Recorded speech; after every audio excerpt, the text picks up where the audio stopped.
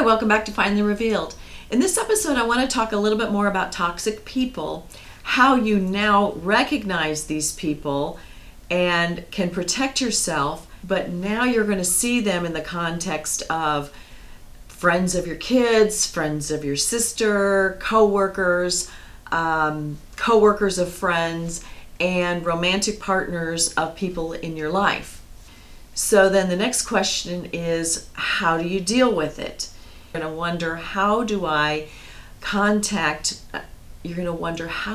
help protect or warn my friend, my brother, whoever, about what I know, and in a respectful way and in a way that's going to benefit them.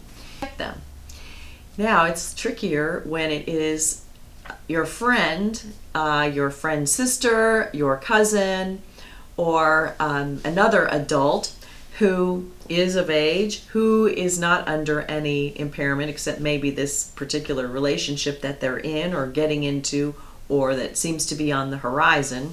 Are you going to deal with that and warn them?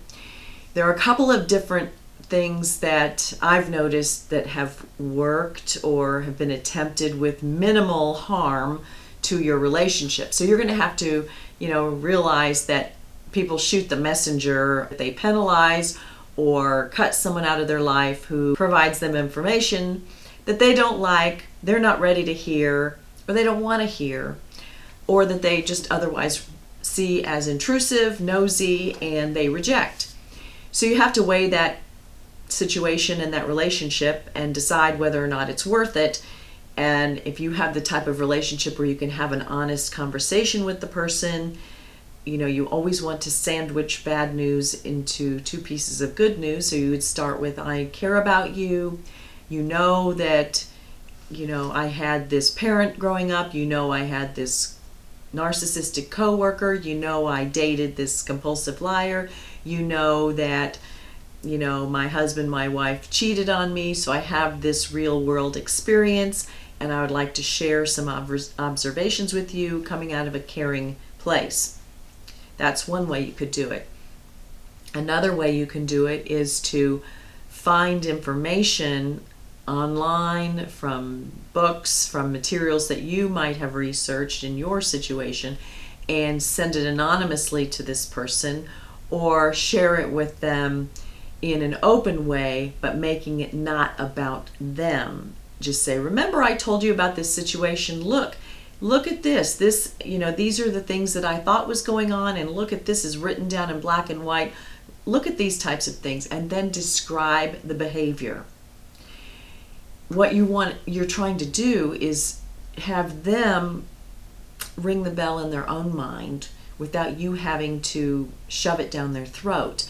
People appreciate and people believe more in conclusions and information that they arrive at themselves. They have a stronger connection to it. So if you can get that switch to flip in their mind, they're going to hold on to it.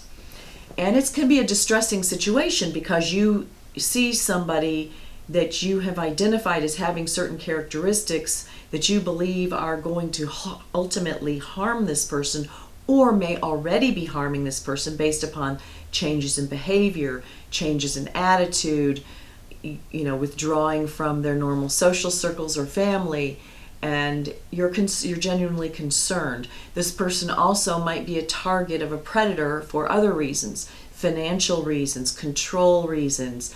They may be a trustee of an estate. They may be in charge of a particular business. In your business life, they may be in charge of a particular relationship or contract.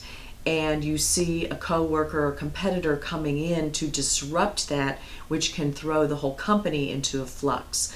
So you want to, guard against what you see as an ultimate bad situation and try to prevent that. So the anonymous way, the straightforward way, and then if you have others, keep your ears open and you try to avoid gossiping, but if you have others in your circle or situation that are noticing the same things.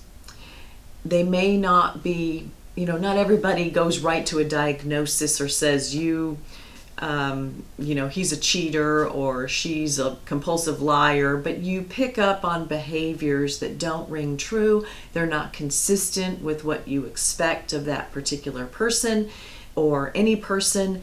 You see patterns, and then your person that you want to protect is acting out in different ways. They are being affected, or maybe you could say acting in. They're not acting out. They're not as outgoing. You see changes in their attitude, their behavior, and in the way they are acting.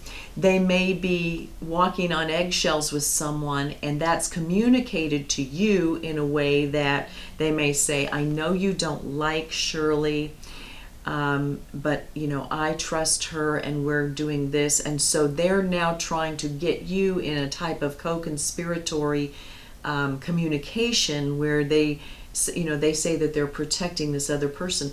Really, they're protecting themselves from the ramifications of the toxic person who may have said, don't talk to you anymore, or is trying to limit their contact and interaction with other people, because the toxic person in many cases wants control over that person. So if you talk with other people and other people are noticing things, there is the intervention situation, but you have to deal with the person that you're trying to protect. Is that the best way to protect them?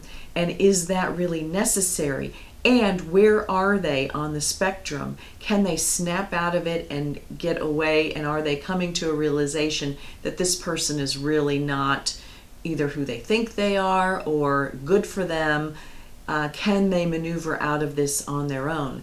Have they been exposed to this type of a person before? If you have been exposed to this type of a person or through another, either yourself or through another friend relating their situation, can you remind this person who you want to protect or warn about those other situations? If you have a situation with a friend or relative, what you can do even before such a situation arises, talk with those people and say, how would you want to handle this person? I saw your spouse with someone else. Would you want to know? If their spouse had cheated before, if I saw your wife with that guy again, would you want to know? Come up with hypothetical questions and pose that to your friends and family. Would you want me to tell you? Is there some way that we can have a code so that if I'm telling you this, you will believe it? Now, it's easy for them to just say that in advance, but when this, rubber hits the road, are they really going to do that or not? You don't really know. But if you can have a frank conversation with people and say, would you want to know? Then if it comes up, you can say, remember you told me you wanted to know. I understand that this may have, ramifications for our relationship, but I'm willing to accept that risk because I think that this is important and that you should know this, and then lay out your information. But be fully prepared that if they want to cut you out, that you recognize that and accept their decision, because some people will just see it as meddling, and often those are people who don't really recognize what is happening because it's never happened to them before that they recognize. It's possible it may have happened to them before in a similar way, but this person, they're enamored of this person, or this person has come into the workplace and, has sold themselves as this great, wonderful coworker or supervisor who's going to really take the business by storm. And it's only when you get down to brass tacks that it's really not the case. So hopefully this is helpful to you. If you have other situations that you've been involved in where you have had to address this, how did you do it? And was it successful, or did it kill the relationship? And the best we can do is try to be there for the ones that we care about. And we can't always protect other people from themselves or from other people. And so hopefully, this will help them, and hopefully I can help you help them. So if this was helpful, give us a thumbs up. Share it with anyone who may need to see this. Please leave comments below. I love the comments. And subscribe to see the other videos. I'll be back again with you next time. Thanks for watching.